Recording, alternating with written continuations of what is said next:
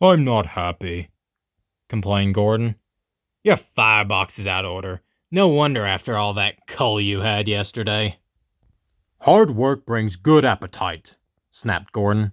You wouldn't understand. I know, put in Duck brightly. It's boiler ache. I warned you about that standpipe at Barrow, but you drank gallons. It's not boiler ache, protested Gordon. It's... Of course it is, said Henry. That water's bad. It furs up your tubes. Your boiler must be full of sludge. Have a good washout, and you'll feel a different engine. Don't be vulgar, said Gordon huffily. Gordon backed down on his train, hissing mournfully. Cheer up, Gordon, said the Fat Controller. I can't, sir. The others say I have boiler ache, but I haven't, sir. I keep thinking about the dreadful state of the world, sir. Is it true, sir, what the diesels say? What do they say? They've abolished steam, sir. Yes, Gordon, it is true. What, sir? All my Doncaster brothers, drawn the same time as me? All gone, except one. The guard's whistle blew, and Gordon puffed sadly away. Poor old Gordon, said the Fat Controller. If only we could... Yes, I'll ask his owner at once. And he hurried away. Arrangements took time, but one evening Gordon's driver came back excited. Look, Gordon, the Fat Controller's giving you a surprise. Backing towards him were two massive green tenders, and their engine shape was very much like his own. Gordon could hardly believe it. It's Flying Scotsman.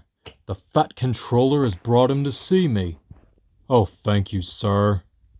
Gordon's toot of joy was drowned by Flying Scotsman's as he drew happily alongside. Next day, the engines were photographed side by side. You look different, said Flying Scotsman. I had a rebuild at Crewe.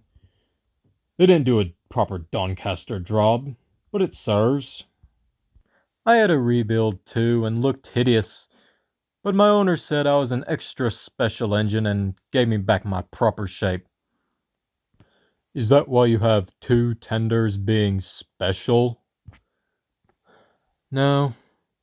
You'd hardly believe it, Gordon, but over there they have hardly any coal or water. But surely every proper railway. Exactly. You are lucky, Gordon, to have a controller who knows how to run railways. Everyone got on well with Flying Scotsman, except Henry. He was jealous. Tenders are marks of distinction, complained Henry. Why's he got two? He's famous, said Duck and Donald. He was the second to go 100 miles an hour. Besides, the other railway has no coal and water. Huh, sniffed Henry. I can't believe that. I never boast, he continued, but I always work hard enough for two. I deserve another tender for that. Duck whispered something to Donald. Henry, asked Duck innocently, would you like my tenders? Yours? Exclaimed Henry. What have you got to do with tenders? All right, the deal's off. Would you like 'em, Donald? I wouldn't deprive you of the honor. It is a great honor, but I'm only a tank engine, so I don't really understand tenders. Perhaps James might. I'm sorry I was rude, said Henry hastily. How many tenders have you, and when can I have 'em? 6, and you can have 'em this evening. 6 lovely tenders. What a splendid sight I'll be. That'll show the other engines what kind of engine I am. Henry was excited. Do you think it'll be all right? He asked for the umpteenth time. Of course.